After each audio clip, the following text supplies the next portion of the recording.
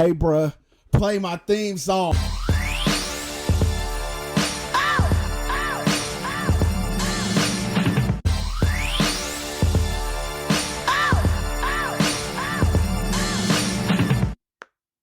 Yo, what's good? Welcome to a new episode of the Henny Nights podcast. As always, I'm your host, your brother, Jay White. First things first, I missed y'all, bruh. I missed y'all, man. It's been a minute. I know. Where the fuck you been at? But first, as always, if you love the podcast, if you like the podcast, and you support the podcast, make sure you subscribe on every single streaming platform that this podcast is on. Whether you're listening to it on Apple, Spotify, SoundCloud, shit, them the only ones I really know off the top of my head. Pandora, Buzzsprout, Stitcher, wherever you iHeart, wherever you listening to this at, subscribe, man. I appreciate it. I appreciate all the love and support as always. Subscribe to the podcast. Make sure that you rate the show. Leave a comment. You know, that helps with the visibility of the podcast. It helps the podcast reach the masses. When you see me sharing it on social media, just reshare it to your story. Repost it to your story. Share clips. Share old clips. Share new clips. It don't really matter to me, man. I take it all. You feel me? So, again, I appreciate all the love and support as always. It's been a minute. Shit, the last episode I had was back before Christmas. And we in the middle of March. Trust me, my nigga. I know. I honestly was not planning on being away that long, but shit happens. Also, you can tell I ain't did this in a while. Click the link in the show notes. That'll take you to all things related to me, Jay White. You can find links to the podcast. You can even find the Henny Nights merch store where you can go get your tees. You know, you can go get your crew necks. You can go get your hoodies. You can get all Henny Nights related merch there, or just to get in contact with me. That's exactly where you need to go. So click that link tree in the show notes. Now,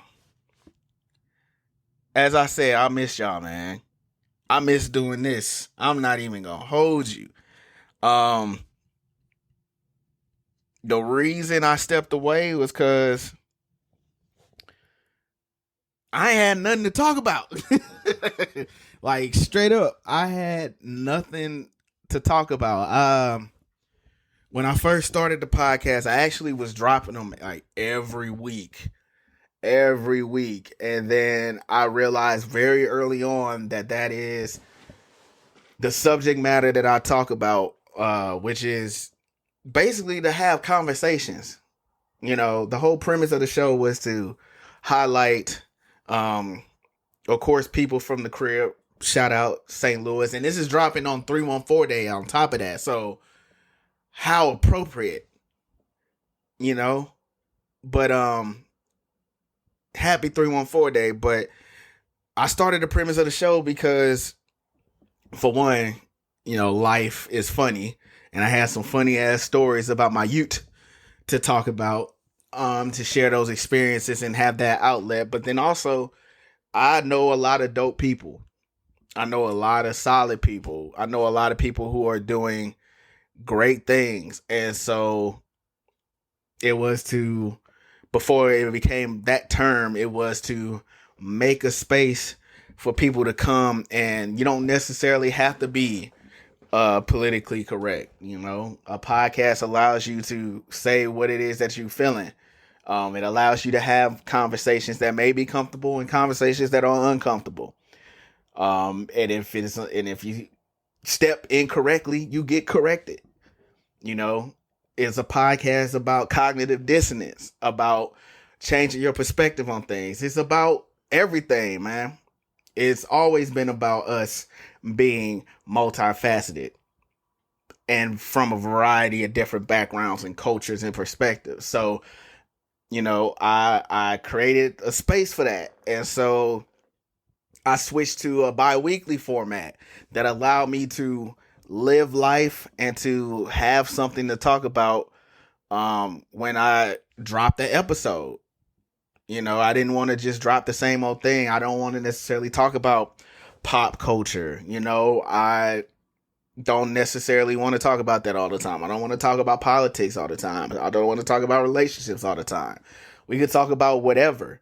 When my people come on to the show, when guests come on to the show, I'm like, whatever you want to talk about, bring that shit. Because that's what this is for. I'm not saying you have to curate the show, but it's a conversation. It's us rapping. It's cousins, it's brothers, it's sisters, it's besties, it's lovers and friends, it's all of that. We're just shooting the shit. And so by me going to bi-weekly, it allowed me time to live life. It allowed me time to experience things and then come back and talk about it or tell a funny story about it or just whatever I felt like doing. It allowed me to be in that space and to do that. And so, recently, as I've said on the pod before, I went through some career turbulence. You feel me? I was with the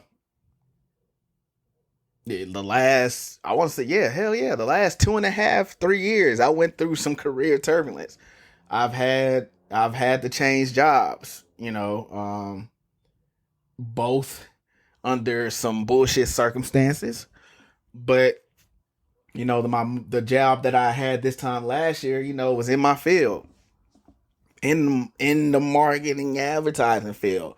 And, it was with, someone that, with a company, with a firm that I'm like, yeah, this is the big dogs, this is the big leagues. And, a year later, things went left. Some circumstances happened that is bullshit. But, a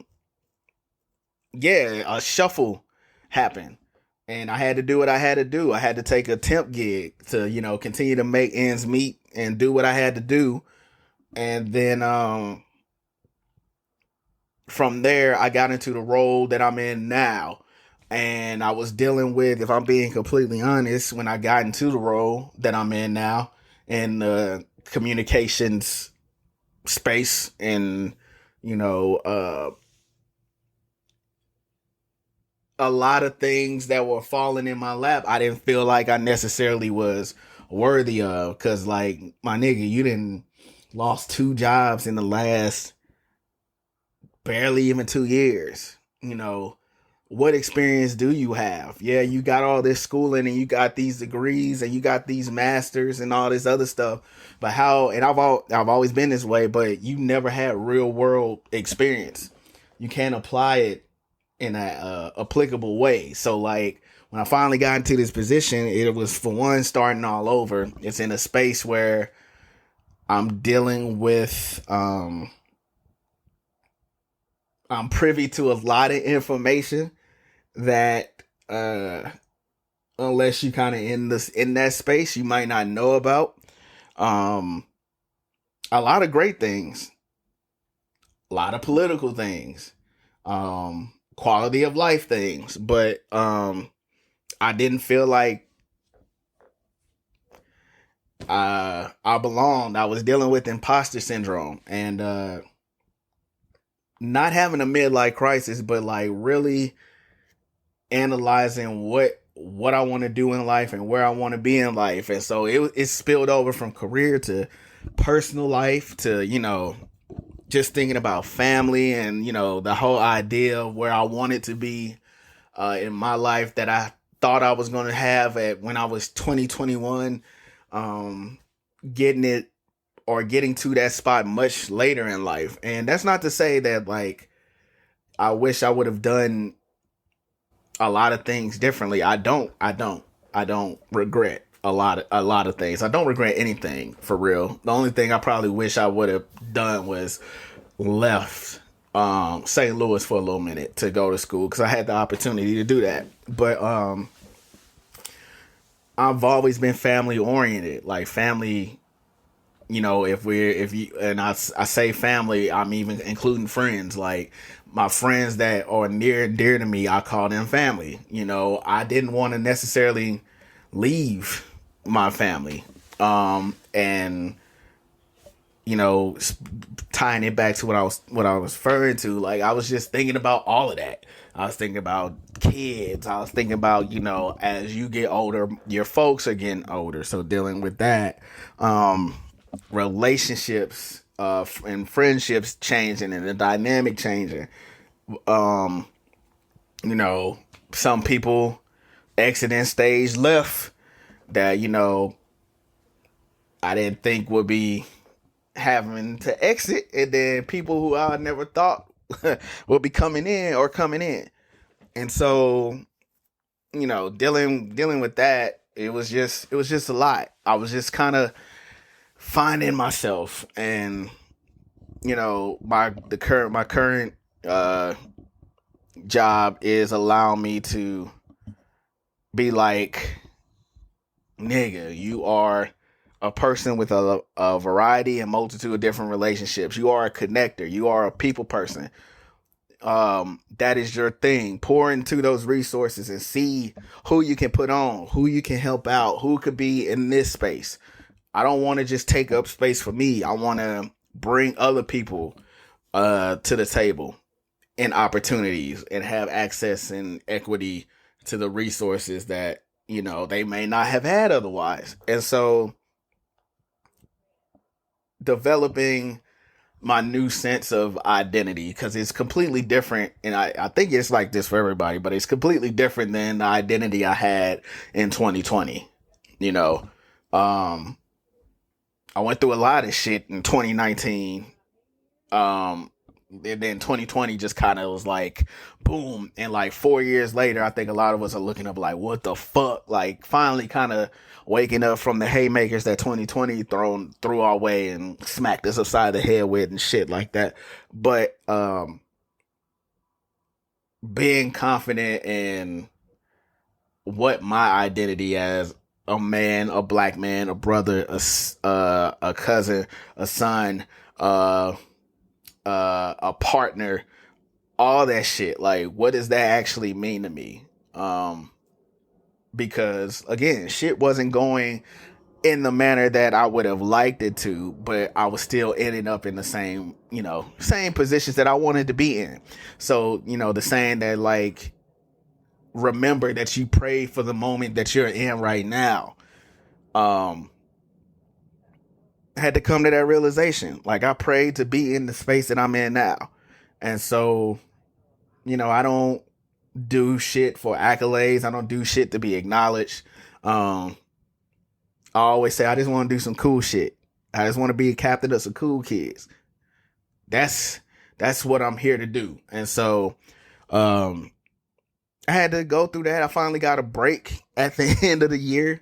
You know, I was we didn't work the last week and a half of the end of 2023, and that allowed me to recharge and put things in perspective, because I was kind of running on fumes. And so I had been through a lot, and I know y'all kind of feel like that, like, nigga, I need a break. And so luckily, you know, I had a week and a half to kind of like just chill the fuck out and recharge, and shake. I won't say shake, but leave 2023 in 2023. And so, I didn't have anything to talk about.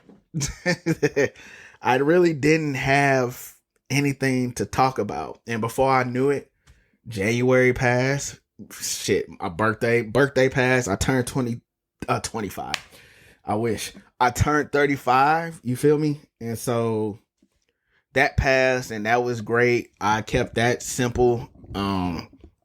I didn't go anywhere else. It snowed here in St. Louis. So, but yeah, nigga, I just went to a club around my folks. You feel me? And it was like whoever want to come out, pull up. You know, if you don't want to, that's cool. You know, I'm feeling y'all love and I'm really appreciating it. And yeah, I didn't do anything crazy. I just, in the words of what's my boy's name from Paid in Full, I'm trying to be around some love tonight, and I was around that. And before I knew it, January was gone. All 31 days, and y'all gonna stop fucking rushing January because y'all do that shit every year. And then y'all look up in fucking November, December, like, where'd the year go? Because you were fucking rushing to get through some shit instead of just enjoying the shit, bro. I mean, nobody likes winter, nobody likes the cold and all that shit. But look,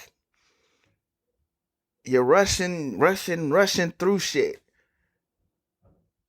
Not taking time to enjoy the shit.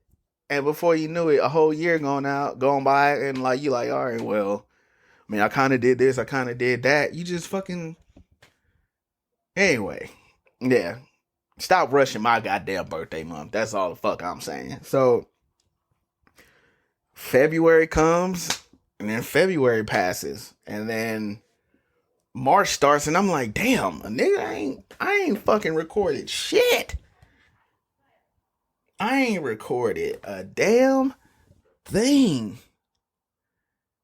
And so I got the itch, not out of like I need to put out content or nothing like that. It was just like, it's time, bro. It is time. And so it's super important that I get this episode out, and it's super important that I'm dropping this bitch on 314 day, cause like, yeah, nigga, it's big STL around these ways. And so I'm happy to, you know, be back. Open up the space to my folks, dope people I know, some old guests coming back through the podcast. I'm gonna step out on a limb and try and get some new guests on the podcast to shoot the shit. Try and be more consistent with the show. You know, be back on my bi-weekly shit. You know, try to be proactive and plan ahead too. And yeah, man, just really see what we can do with this podcast, with this space. So for everybody that could just continue to listen to the shows, because I would get the host platform that I'm on sends updates every week of, you know, how many listens or how many downloads you got. And I never went a week without some sort of somebody listening to the podcast. So I just want to say, for everybody that continue to take in the content and even, you know, go back and listen to the podcast, the old shows, I thank you. I thank you for that. I'm glad to know that I put out something that you can continue to listen to even while I was gone. And yeah, we gonna keep pushing. We gonna keep pushing forward with this shit. But your boy, your cousin, your brother, Jay White, we back. We back to it. So, I don't have a guest on this particular episode. It was just me. I felt like, you know, is this a relaunch? Is this considered a relaunch? Huh.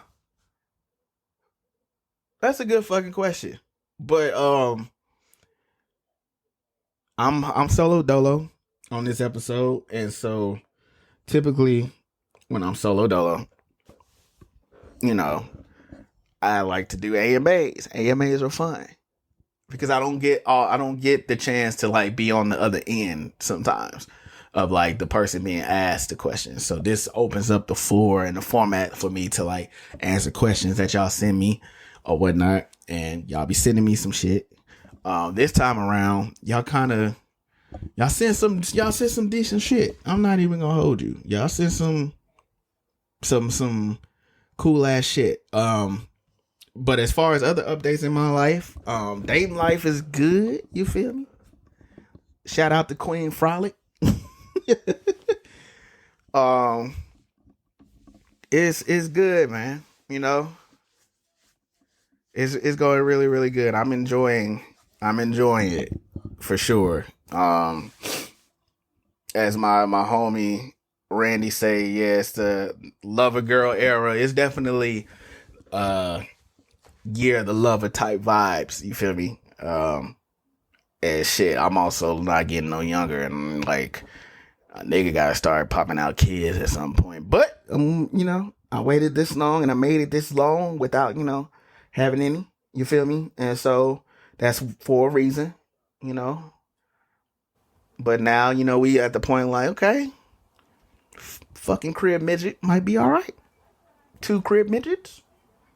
How about 3 crib midgets? That's about it. It's the most you're gonna get.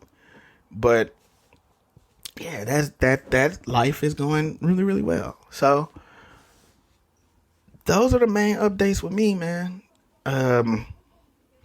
We gonna get into these mother questions. So the first question is, what is one of your best moments from Henny Nights? Well, I'll always say one of the best moments is having Tammy Holland on the podcast, because I grew up listening to her on the radio in the morning on the way to school. Like, I vividly remember being in the car with my Mama White, taking me to school. Was she on in the afternoon? Either way, being picked up or taken to school, you know, remember hearing her on the radio. And so having her on before like the pandemic really fucked up shit is a memorable moment. In the first episode, if you go back and listen to the first episode, you can hear how fucking nervous I was. And the first episode is me telling the story of how I lost my virginity. You can go back and listen to the first episode and hear how fucking nervous I was. But as I was continuing to tell the story, I got more and more comfortable with it. And so you can hear like the progression in those, like, I want to say like those first 4 to 5 episodes of like the nerves kind of like falling back. But I would say definitely the Tammy Holland episode, my very first episode, and then people have always the episode where I talked about having an edible that had me super high. Like, Muggs reference that episode pretty often. So, but it's 100+ episodes, you know? So I've had great conversations with people and will continue to do so. But yeah, I would say at least those 3 for sure. What moment has significantly impacted your views on relationships or hunching? I don't think there was a cultural moment that like impacted my view on it. For me, it was like discovering for me what like opened my eyes to like, oh, Muggs be fucking was definitely like Real Sex on HBO. Like that episode, I mean not episode, but that show. Because before then I had never really saw motherfuckers like like getting it cracking like that. It was always like, you know, the soft Skinamax bullshit. Like you never see motherfuckers like get dealt with, get cracked like that in the soft core shit. But like the real sex shit was like, oh, like these white people be fucking. And you get some black couples in there like, oh, nigga, these motherfuckers that look like us, they be fucking.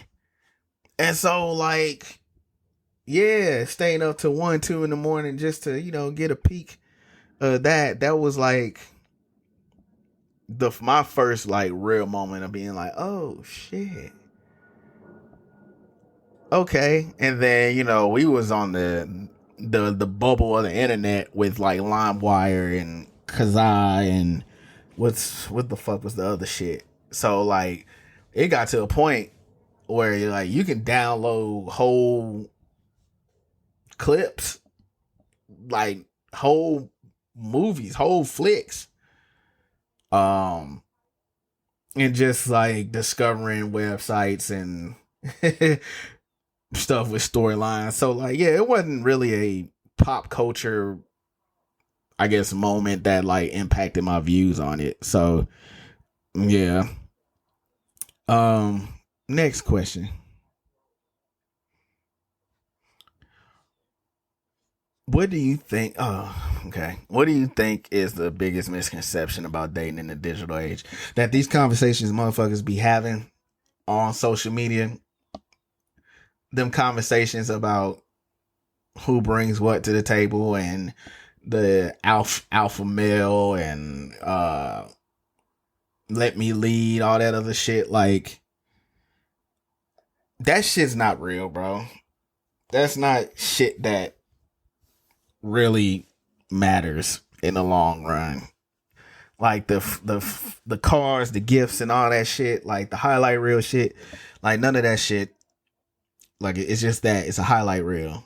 It's to show off. It's to spark conversation. It's not really of anything of a fucking substance.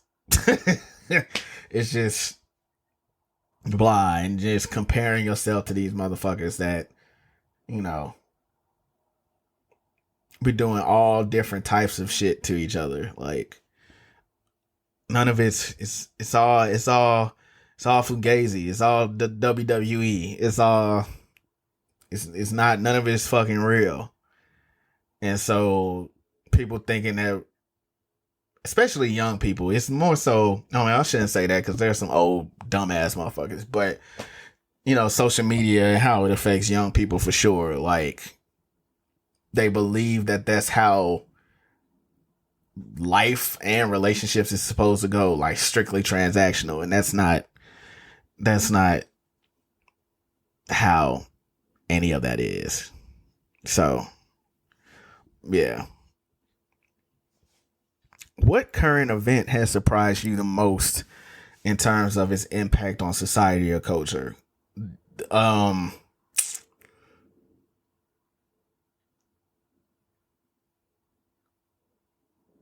Shit, I guess I would say just the fucking world and society we are living in now, bro. We have to choose between two two tapioca face ass candidates for running this country who it's WWE. It's a shit show. It's like none of this is real. Like adulting as a kid, you couldn't have told me as a youth that when I got of age to actually contribute to society and have a say and all of the things that they just, you know, they told us we were going to do and we were going to be when we were kids. You couldn't have told me like it'll lead to this. It's just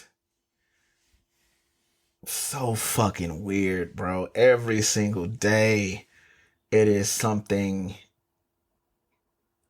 insane.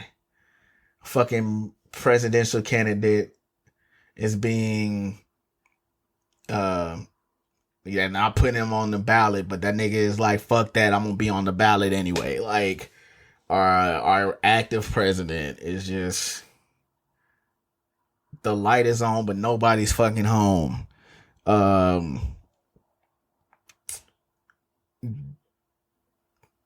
continuing devaluing of minorities, the alpha male bullshit. It's like, it's so much fucking people, celebrities, or who are put on this pedestal being absolute monsters. Like, it's, bro, you can put your hand in a fucking bucket and just pick and pull it out, and you'll be like, nigga, there's no way. Give the bucket to 10-year-old me to put my hand in and pull out a piece of paper with something random on it that's happening in 2024, and I'll probably look at you crazy. So yeah, it's insane. It's fucking insane. What's the most challenging aspect of hosting a podcast? For me, it's just the social media part. Like, I love the conversation, I love recording, I love that whole aspect of it. But actually, like, putting your product out there, or putting your content out there for it to be consumed, and like having to do fucking algebra to figure out how to get your shit seen without boosting it. Like, finding the right chemistry and formula to, like, hashtags, or what time to post, or people organically seeing your shit, or like, you have this set amount of followers but only this many people liking your shit. So it's weird. That's the part I don't like, because I want people to see my shit in real time, which is why I primarily, like, really post in my stories, because you can see that in, like, real time. Like, I'm up there. All you gotta do is click on it. Now, whether you skip through it or not, that's cool. But yeah, that's probably the most difficult part. And then maybe, like, if I'm having somebody on, schedules aligning, because we're all adults and we all got shit to do. So yeah, that would say that part. What's one piece of advice you give someone looking to start their own podcast? Just do that shit. Just fucking do it, and let the chips fall where they may. Cause fuck it. You swing and you knock that bitch out the park. You swing and you miss. You go back to the drawing board. So what? Just start it and have me on as a guest. What underrated movie, album, or book do you think deserves more recognition, and why? I mean, what I may consider underrated may not be underrated to someone else. But shout out to my time at Flow Valley. But I took a film class at Flow Valley,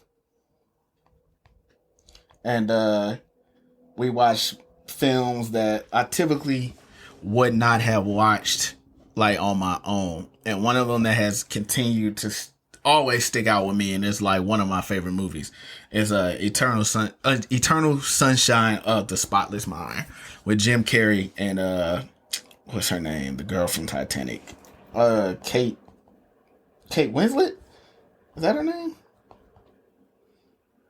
Yes, Kate Winslet. And just the whole idea of, dealing with a breakup and trying to have the memories of race, but you keep kind of reliving the situations over and over. And, like, it's a really, really dope movie. So if you haven't seen it, check it out. is kind of trippy with some of the visuals, but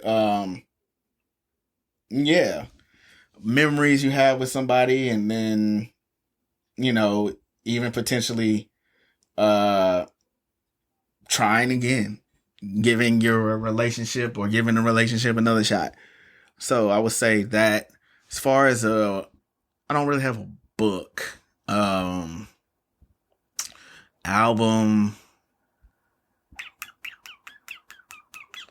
I don't know. I don't really have an album either. I always, I said this before, but Here I Stand by Usher is like seriously underrated to me. But I also realized that there's an attachment to that album because I was going through some shit at that time. So, yeah, I would say check that movie out.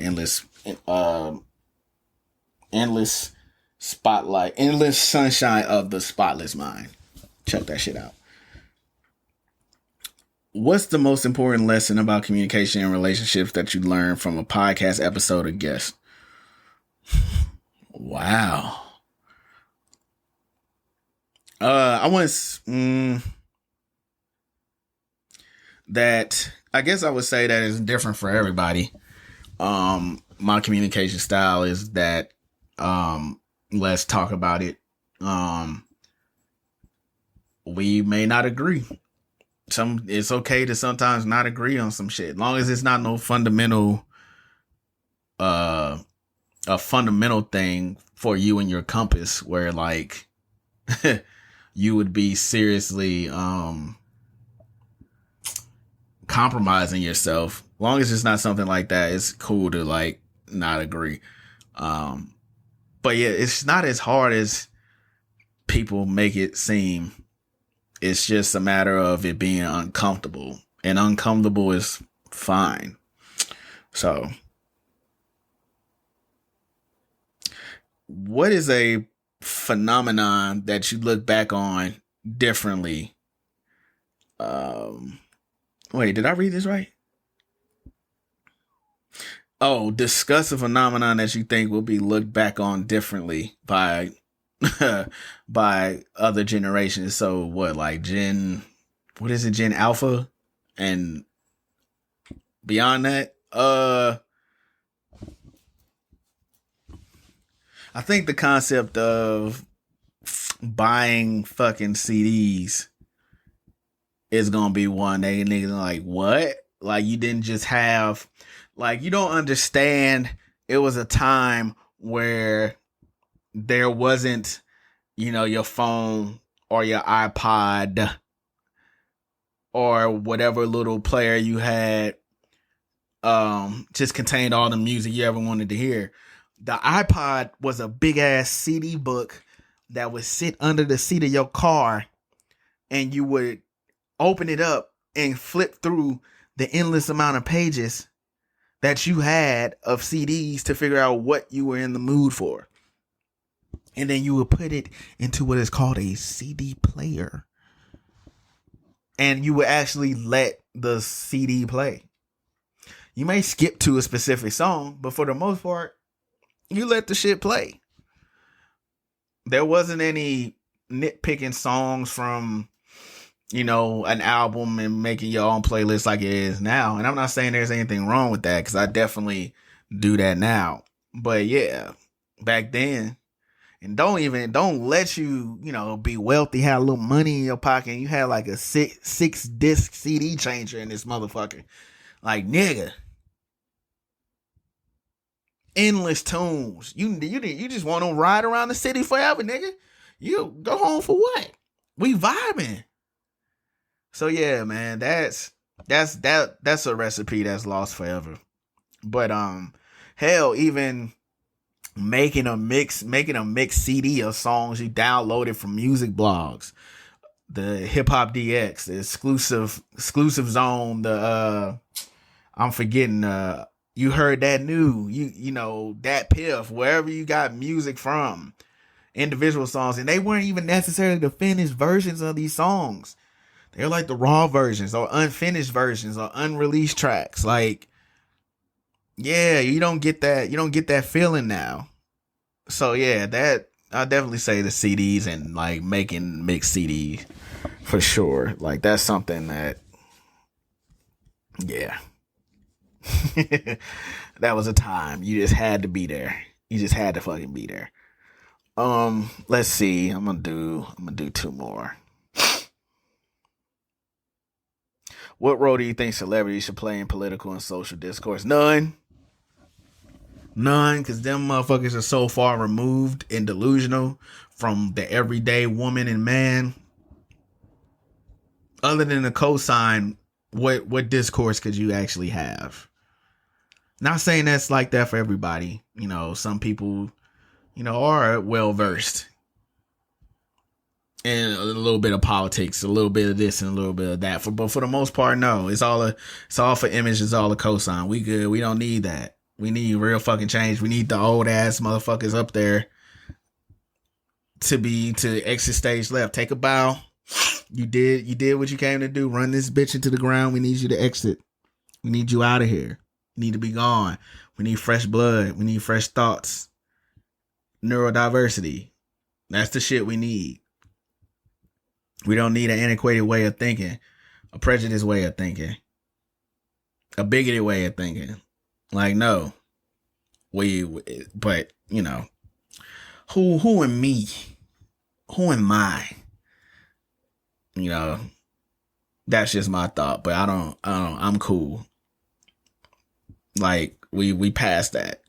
Like the cosign and yeah, bro. I'm cool, bro. I don't need it, but you may be different. So, have you ever had a change of heart about a topic after recording an episode about it? No.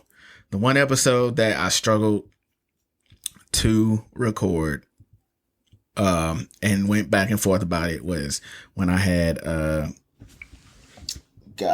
I talked about, Chantel on the podcast, and I had Sha, shout out to Sha from Grief is Ghetto on the podcast. Being comfortable speaking about that and reliving that. I asked Chantel's mom for permission before I did that, because I just felt that was the right thing to do. But that may be the only time where I recorded an episode or wanted to record an episode. I had doubts about recording an episode. So, yeah, that's really it. So, but that's it, man. I'm back.